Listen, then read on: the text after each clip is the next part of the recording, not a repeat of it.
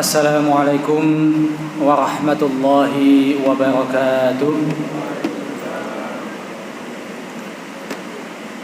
Alhamdulillahilladzi hadana li hadza wa ma kunna linahtadiya laula an hadana Allah.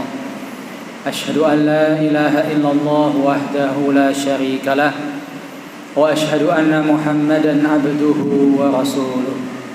Allahumma salli wa sallim wa barik ala nabiyyina Muhammadin wa ala alihi wa sahbihi wa man tabi'ahum bi ihsanin ila yaumiddin.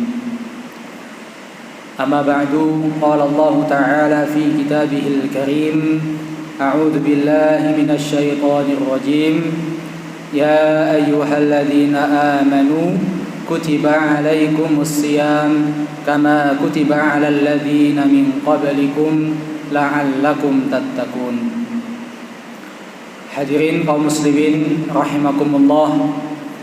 Pertama-tama marilah kita senantiasa memanjatkan rasa tasyakur kita kehadirat Allah Subhanahu wa taala atas limpahan rahmat, hidayah dan taufiknya kepada kita semua, sehingga sampai detik ini kita masih diberikan oleh Allah kekuatan, kesehatan dan juga kesempatan untuk kemudian beribadah, berpuasa di bulan Ramadan di tahun ini. Salawat serta salam semoga tetap tercurah kepada Nabi Muhammad sallallahu alaihi wasallam yang telah membawa umatnya dari zaman gelap menuju zaman yang diridhai oleh Allah Subhanahu wa taala, as-siratul mustaqim. Jamaah kaum muslimin rahimakumullah, di dalam buku Tasawuf Modern karya Buya Hamka ada sebuah kisah yang menceritakan tentang prajurit atau pasukan Sultan Iskandar Zulkarnain dengan batu kali. Singkat cerita bahwa di suatu pagi Raja Iskandar Zulkarnain ini berpesan kepada prajurit dan juga pasukannya ketika hendak menguasai atau menaklukkan sebuah wilayah. Wahai pasukanku, wahai prajuritku, nanti malam kita akan melewati dan menyeberangi sebuah sungai. Maka tatkala kalian menyeberangi atau melewati sungai tersebut, maka ambillah semua yang ada di dalam sungai tersebut atau apapun yang kalian injak. Maka ketika tiba malamnya, para pasukan kemudian sampailah di sungai tersebut, dan ada 3 kelompok atau ada 3 golongan terbagi dari pasukan atau prajuritnya Sultan Iskandar Zulkarnain ini.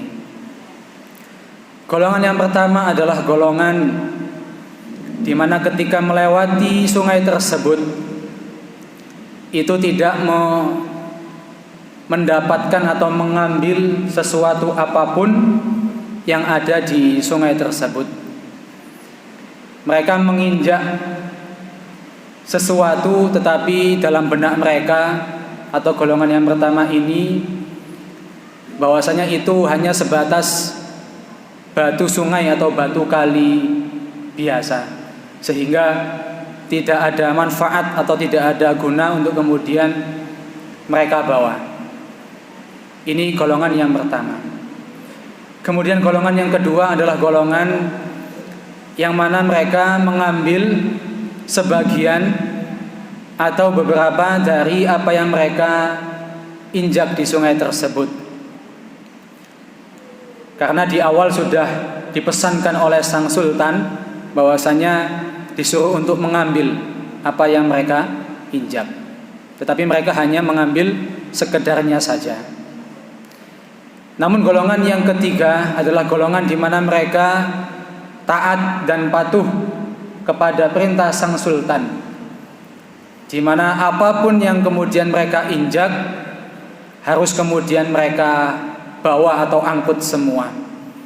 Sehingga apa yang mereka injak ini, golongan yang ketiga mengambil keseluruhannya, sehingga kantong ataupun tas yang mereka bawa ini penuh dengan batu atau yang mereka temukan di sungai tersebut. Maka ketika tiba paginya, kemudian sang sultan ini bertanya kepada para pasukan dan prajuritnya, "Wahai pasukanku, wahai prajuritku, apa yang kemudian kalian temukan di sungai tersebut di malam hari?" Maka kemudian tatkala pasukan atau prajurit ini membuka isi dari kantong atau tas tersebut, subhanallah, ternyata isinya adalah intan permata. Nah, kaum muslimin rahimakumullah, golongan pertama ketika kemudian melihat isi dari kantong atau tas prajurit tersebut, mereka sangatlah kecewa. Mereka sangat menyesal, kenapa kok tidak mengambil satu, dua atau beberapa dari apa yang mereka injak semalam. Ternyata itu adalah intan permata. Golongan yang kedua, golongan yang kemudian hatinya ini suka atau bersuka cita dan ada sedikit penyesalan. Mereka bersuka cita karena mereka mendapatkan sebagian atau beberapa dari yang mereka kira itu hanya batu biasa, ternyata wujudnya adalah intan permata. Dan menyesal karena mereka tidak mengambil sebanyak-banyaknya. Tetapi kemudian golongan yang ketiga ini adalah golongan yang paling beruntung, golongan yang kemudian mereka bergembira sekali karena dari hasil yang mereka temukan semalam itu mereka tidak menduga bahwasanya isinya adalah intan permata. Ma'asyiral muslimin jamaah rahimakumullah. Ketika kemudian kita kaitkan hal ini atau cerita ini dengan bulan Ramadan, maka ada tipe-tipe atau tipikal umat Islam atau kaum muslimin pada saat datangnya atau ketika memasuki bulan Ramadan. Ada kaum muslimin yang kemudian seperti halnya golongan yang pertama, bahwasanya ketika datang bulan Ramadan mereka kemudian tidak mengambil keberkahan, manfaat ataupun kemuliaan yang ada di dalamnya. Mereka kemudian menjadikan bulan Ramadan ini ya seperti halnya bulan-bulan biasa. Kalaupun ada perintah dari Allah untuk berpuasa, mereka berpuasa. Tetapi puasanya hanya kemudian menahan lapar dan juga dahaga semata. Adapun kaum muslimin yang seperti halnya golongan yang kedua, di mana kemudian mereka hanya mengambil beberapa manfaat atau keberkahan dan juga kemuliaan yang ada di bulan Ramadan. Kalau misalkan di luar bulan Ramadan ia kemudian tidak pernah membaca Al-Quran, tetapi ketika datang bulan Ramadan ia kemudian ujuk-ujuk untuk membaca Al-Quran meskipun hanya 1 juz atau 2 juz, sehingga tidak memaksimalkan kemuliaan dan juga keberkahan yang ada di bulan Ramadan. Begitu pula ketika kemudian di luar bulan Ramadan ia tidak pernah melaksanakan sholat malam, tetapi ketika datang bulan Ramadan ia kemudian menyempatkan dirinya untuk bisa sholat malam, tetapi tidak memaksimalkan dengan sebaik mungkin.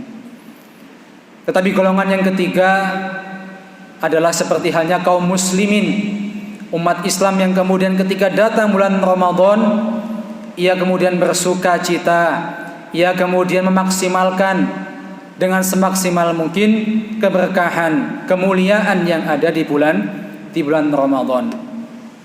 Sehingga dari awal ia berpuasa sampai kemudian akhirnya ia tidak pernah menyia-nyiakan waktu sedikit pun untuk kemudian dari hal-hal yang kemudian tidak bermanfaat.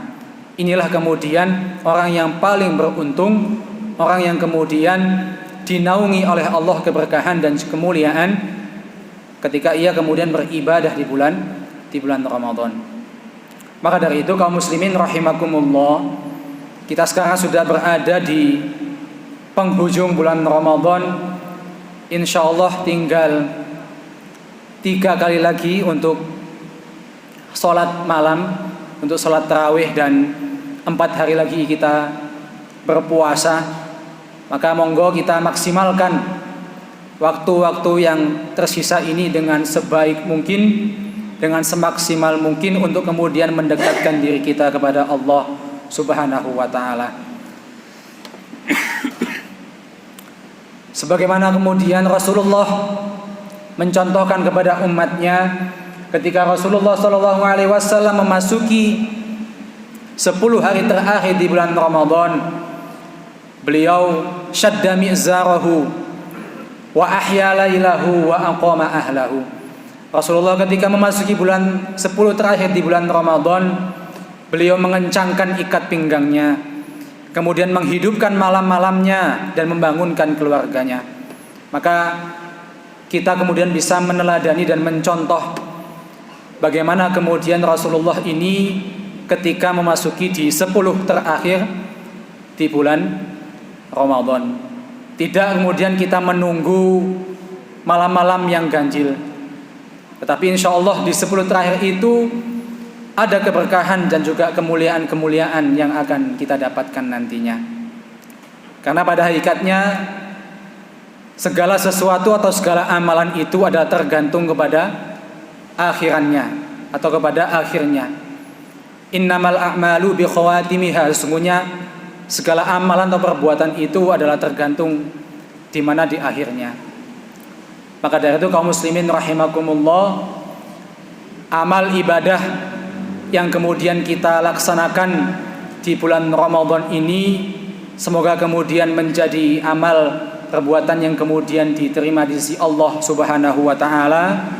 Kemudian dosa-dosa kita yang terdahulu juga diampuni oleh Allah Subhanahu wa ta'ala, dan kemudian kita digolongkan oleh Allah sebagai hambanya yang muttaqin. Amin amin ya rabbal alamin. Demikian yang bisa disampaikan, kurang lebihnya mohon maaf.